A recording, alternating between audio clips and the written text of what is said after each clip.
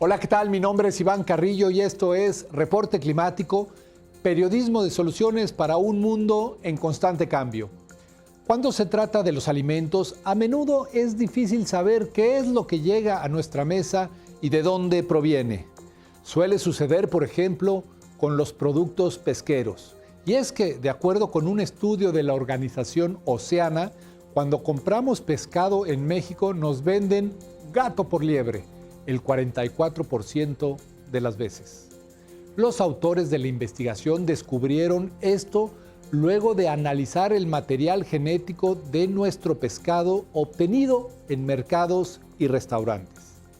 La metodología es equivalente a revelar una huella digital que no solo dice de qué especie se trata, sino también cuál es su origen en el mar. Pero esa no es la única aplicación de las ciencias genómicas en relación a los recursos pesqueros. Adicionalmente, dichas herramientas son útiles para conocer el impacto del ser humano en lo que comemos y por lo tanto nos ayudan a su conservación. Adrián Munguía, científico genómico, colaborador de Oceana e investigador asociado a la Universidad de Arizona, nos guiará por este tema luego de un recorrido por la actualidad climática alrededor del mundo. El cambio climático afecta a todas las personas, pero las mujeres se llevan la peor parte, pese al papel que juegan para lograr un futuro más sostenible. Según reporta el diario El País, la crisis tiene un mayor impacto en la población más pobre, y en este sentido, las mujeres en edad productiva presentan más riesgo de vivir en condiciones de pobreza en comparación con los varones. Asimismo, las probabilidades de morir luego de un evento climático extremo son 14 veces más altas para ellas que para ellos. Esto demuestra la urgencia de incorporar la perspectiva de género en la lucha contra la alteración del clima.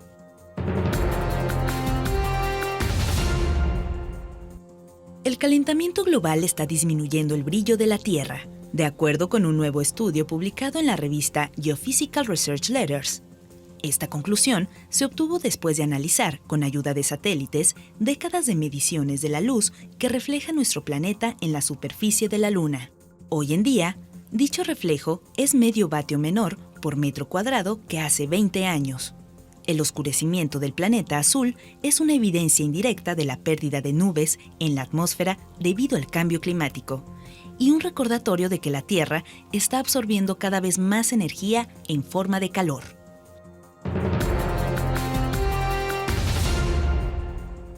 Si todos los sistemas sanitarios se unieran en un solo país, formarían el quinto país más contaminante del planeta.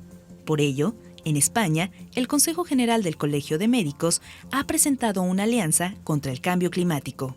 La agencia EFE informó que se trata de un documento en el que se detalla la huella de carbono que deja la actividad sanitaria, así como los perjuicios de la misma en la salud de las personas. El objetivo de esta iniciativa es que la comunidad médica contribuya activamente a la descarbonización de la sanidad y que dicho sector migre hacia sistemas de salud con cero emisiones de los gases que calientan al planeta.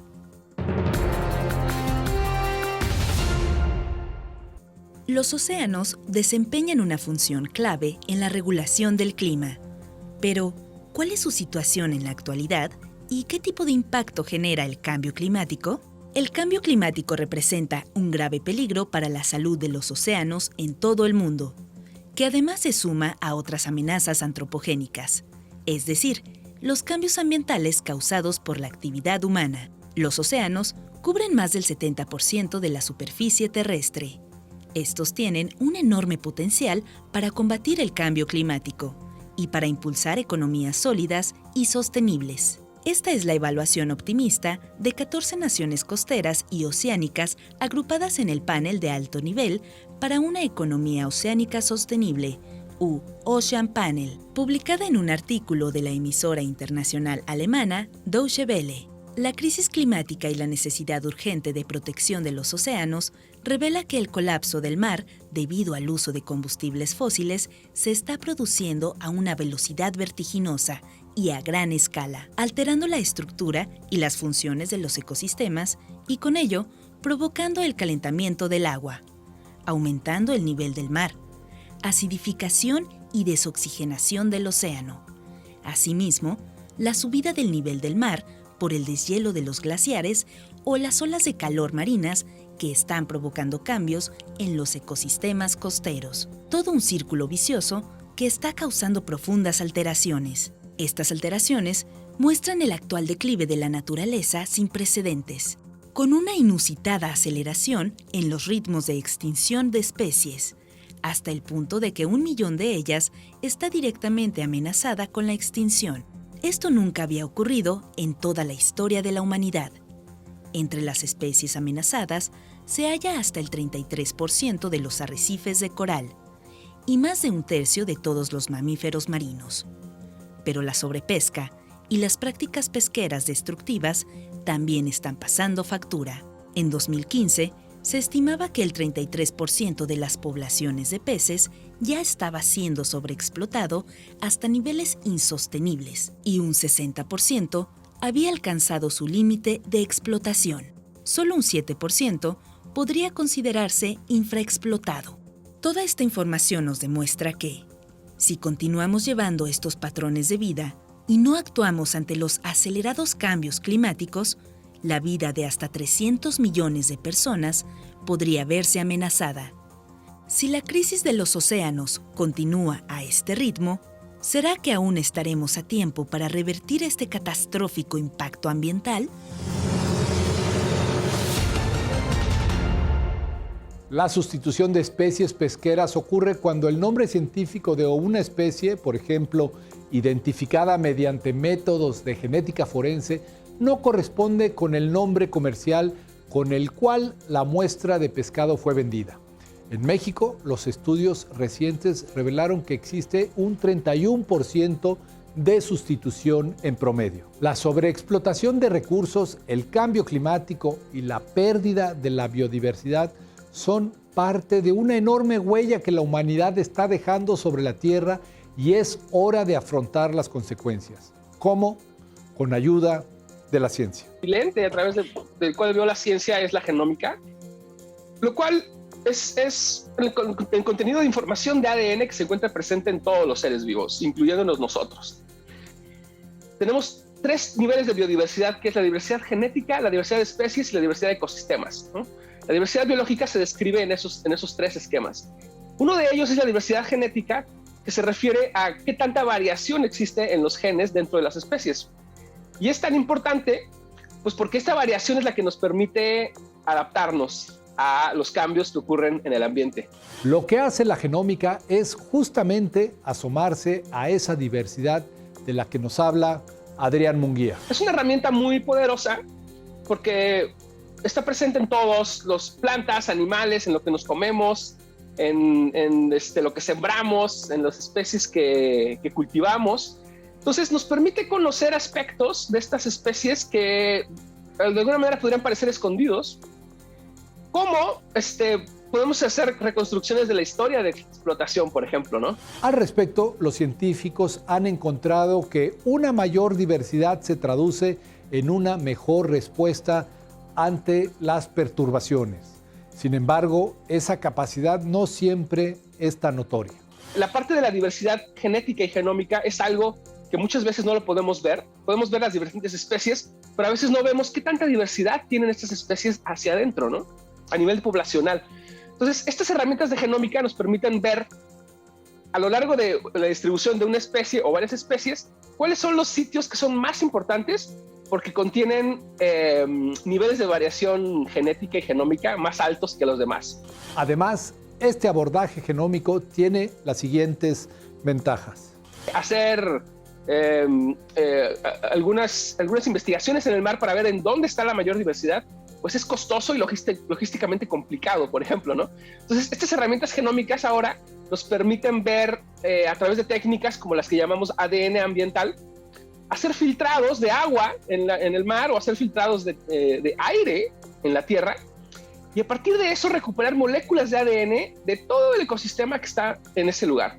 Los investigadores pueden inclusive hacer una lista puntual de cada una de las especies que habitan ahí sin necesidad de colectar ejemplares o sin ni siquiera verlos. Eso está cambiando radicalmente nuestra capacidad de monitorear los cambios que estamos teniendo en los ecosistemas, porque ahora tenemos herramientas que nos permiten ver a través de todo el árbol de la vida, desde microorganismos y cosas pequeñitas que no vemos, o cosas que están en ambientes a los que no podemos acceder, como más allá de los 50, 100 metros de profundidad. Estos ecosistemas que son muy importantes, que sabemos muy poco, ahora tenemos estas nuevas herramientas que nos permiten echar un vistazo, ver cuáles son las especies que están presentes y sobre todo qué cambios son los que se están dando de acuerdo a toda esta presión que estamos metiendo a los ecosistemas. Tal es el caso del exceso de calor derivado de las actividades humanas que ha sido absorbido en un 90% por los océanos, representando nuevos retos para los organismos. Si las especies se están yendo hacia el norte, por ejemplo, buscando sus óptimos térmicos, o algunas especies marinas, por ejemplo, están moviéndose, como se está calentando la parte superficial y está teniendo menos oxígeno, algunas especies están yéndose un poco cada vez más profundo, ¿no? Entonces, estos cambios, tanto en geografía como en profundidad en el mar, podemos empezar a verlos a través de estas técnicas genómicas como ADN ambiental. Estamos viendo, por un lado, que las cosas están cambiando, que especies enteras y complejos, comunidades enteras de especies se están moviendo. Geográficamente, de algunos lugares están desapareciendo y en otros lugares están apareciendo. Y otras especies están yendo, como te digo, un poco más profundo. Entonces, las cosas están cambiando porque la temperatura del océano está cambiando, las corrientes están cambiando, la capa de mínimo oxígeno está cambiando. Los ecosistemas oceánicos costeros pueden secuestrar dióxido de carbono a tasas hasta 4 veces mayores que las de los bosques terrestres por determinada área. Los planes oceánicos sostenibles también apuntan a detener la pérdida de biodiversidad, detener la sobrepesca generalizada y la pesca ilegal. Los cambios en el clima entrañan cambios en los océanos.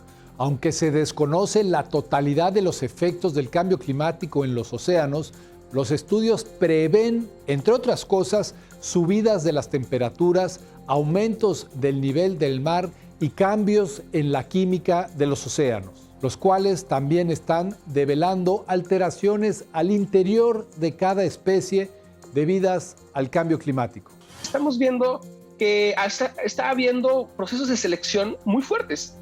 Porque si de repente una localidad que mantenía cierto complejo de especies ahora está sujeto a 2 grados de temperatura, o una temperatura constante durante el verano, arriba de un determinado umbral que antes no existía, eso quiere decir que solamente algunos individuos pueden sobrevivir en esas condiciones. Quiere decir que algunas poblaciones están siendo completamente extirpadas de ciertos sitios, y que en algunos casos, como lo estamos viendo con corales o algunos algas, por ejemplo, que son especies importantes que forman hábitats completos tridimensionales donde viven otras especies, estas especies, algunas de ellas están sobreviviendo bajo estas condiciones de nuevo estrés climático, ¿no? Un fenómeno evolutivo que, de no ser por la influencia humana, tardaría miles de años y no decenas, como ocurre ahora. Esto es muy interesante, pues porque a través de la genómica podemos ver qué características son las que tienen estas especies que les permitieron sobrevivir en este lugar, bajo estas condiciones. Esa es una pregunta. Y la siguiente es, ¿cómo podemos exportar esta habilidad de estas poblaciones hacia otras poblaciones para hacerlas más resistentes, ¿no? Hay mucha gente que está interesada en restauración de corales, en restauración de algas, en restauración de kelp, porque la tasa a la que estamos cambiando las cosas pues va mucho más rápido de la habilidad de los sistemas naturales para recuperarse. Entonces hay muchísimo interés en ver cómo podríamos ayudar a la naturaleza a través de esta información para exportar esta variación o estas características únicas de las poblaciones que les permitieron sobrevivir en estas nuevas condiciones que nosotros estamos imponiendo, y cómo podemos hacer que esto se exporte a otros lugares de una manera más eficiente, ¿no? Entonces, hay muchas aplicaciones y muchas de las cosas que están pasando. Otro ejemplo claro, por ejemplo, son todo lo que estamos haciendo ahora de acuacultura, porque está en boga, ¿no? Sabemos que la acuacultura es una de las formas que tenemos para proveer proteína para las nuevas generaciones, y va a ser muy importante en el futuro. Pero también al momento de estar criando estas especies dentro de tanques en cautiverio, estamos modificando sus características genéticas. Y algunas de estas especies a veces las reintroducimos de nuevo al sistema natural, y entonces modificamos a través de ese medio a las especies naturales, a las poblaciones naturales de esta misma especie, algunas de las cuales están siendo creadas en acuicultura, ¿no? Entonces, tenemos que ser cuidadosos porque las acciones que tenemos van al final a tener impactos en cambiar, por ejemplo, disminuir la diversidad genética, puede ser, de alguna especie que estamos creando en acuicultura y que después es liberada en el medio natural, y que eso puede estar teniendo efectos en las poblaciones naturales. Entonces, creo que esta es una ventana, una dimensión que antes no veíamos o no prestábamos mucha atención, pero que cada vez tenemos más evidencias de que es muy importante, y tenemos mejores herramientas para poder saber cómo aprovecharla y maximizarla. El trabajo de Adrián Munguía se ha concentrado en la península y el Golfo de California, donde también participa en investigaciones sobre historia geológica y clima. Nos interesa ver precisamente cómo es que estos cambios climáticos han afectado la distribución pasada de las especies que vemos ahora, cuáles han sido las respuestas de las comunidades a un aumento de la temperatura o una disminución de la temperatura, porque de esa manera podríamos intentar predecir entonces cuál podría llegar a ser la respuesta en algún momento ante cambios en el nivel del mar, o ante cambios de temperatura, o ante cambios en las corrientes, por ejemplo. ¿Qué es lo que pudiera pasar con las especies costeras, por ejemplo, ¿no? Cuando aumenta la temperatura? ¿Desaparecen por completo o se van a otros lugares? O vamos a tener quizá nuevas pesquerías en otros lugares donde antes no existían?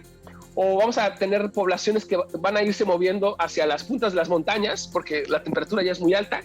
Entonces, estamos intentando pues reconstruir un poco de qué es lo que pasó en el pasado para tratar de informar el futuro.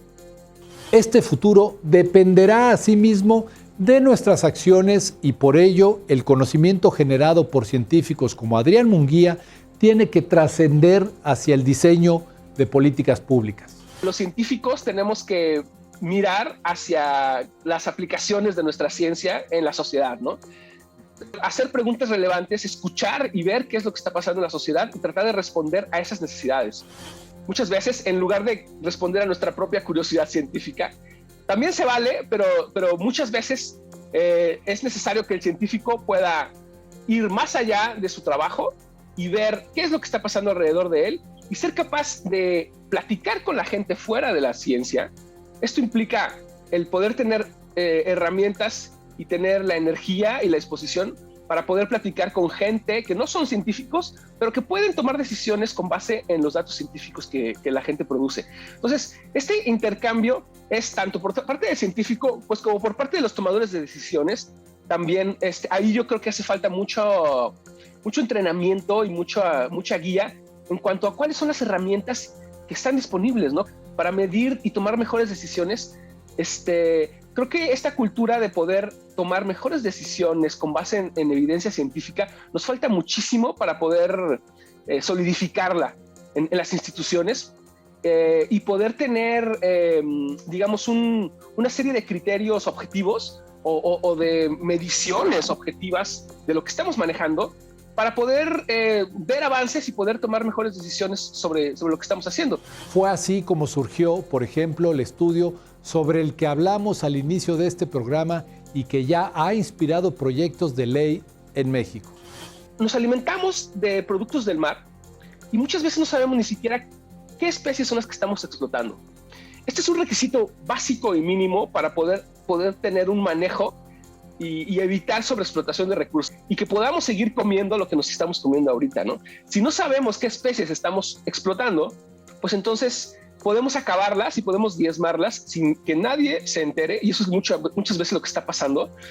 Que especies que son desconocidas o que no son muy conocidas están siendo sobreexplotadas y nadie les pone atención, pues porque nadie sabe que se las está comiendo, ¿no? Porque siempre que vamos al súper o a la pescadería nos dicen que nos estamos comiendo otra cosa, que es, generalmente nos dicen algo que la gente conoce, ¿no? Como pargo o como guachinango o como mero, cuando la realidad es de que muchas de estas especies están fuertemente sobreexplotadas y ya se dio un cambio en el ecosistema y un cambio en la producción en donde estas especies ya hay muy poquito, entonces han sido sustituidas por otras especies distintas que nosotros no sabemos y que muchas veces también incluso los manejadores no sabemos qué son las especies que están siendo explotadas, ¿no?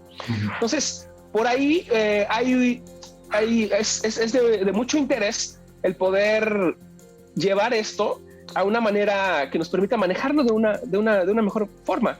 Es decir, poder tener una trazabilidad o un registro de qué es lo que se está pescando en el mar a través de la cadena comercial, en las embarcaciones y después en el plato del consumidor, ¿no? Entonces, en ese sentido, esta campaña ha dado origen a iniciativas de ley que están siendo revisadas y que esperamos que puedan moverse pronto a través de las vías necesarias para poder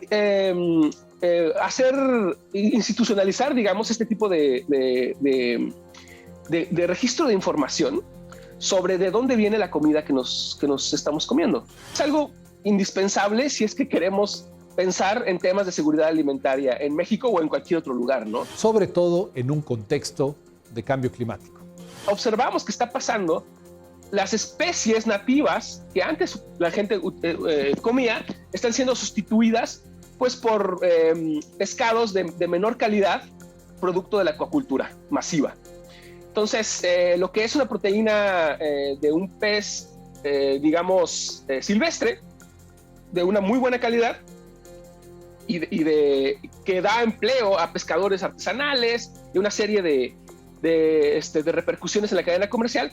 Ahorita estamos viendo que mucho de eso está siendo sustituido porque no hay o porque está siendo sobreexplotado pues por acuacultura asiática, por ejemplo, masiva, como tilapia, basa, este tipo de especies de mucho menor calidad. Y la gente común estamos viviendo estos cambios y muchas veces ni siquiera nos damos cuenta, ¿no? Entonces las cosas siguen pasando y siguen cambiando. Nos estamos acabando los recursos y están pasando enfrente de nuestros ojos. Simplemente a veces no ponemos suficiente atención para ver qué es lo que está pasando. No puedes manejar los recursos si no sabes cuáles son los recursos, de dónde vienen, de qué poblaciones están siendo explotadas, qué especies son las que estamos utilizando. Si no sabemos eso, entonces pues no podemos garantizar de que esto continúe en el futuro. Hemos llegado al final de este reporte climático. Mi nombre es Iván Carrillo y los espero la próxima semana con más periodismo de soluciones para un mundo en constante cambio.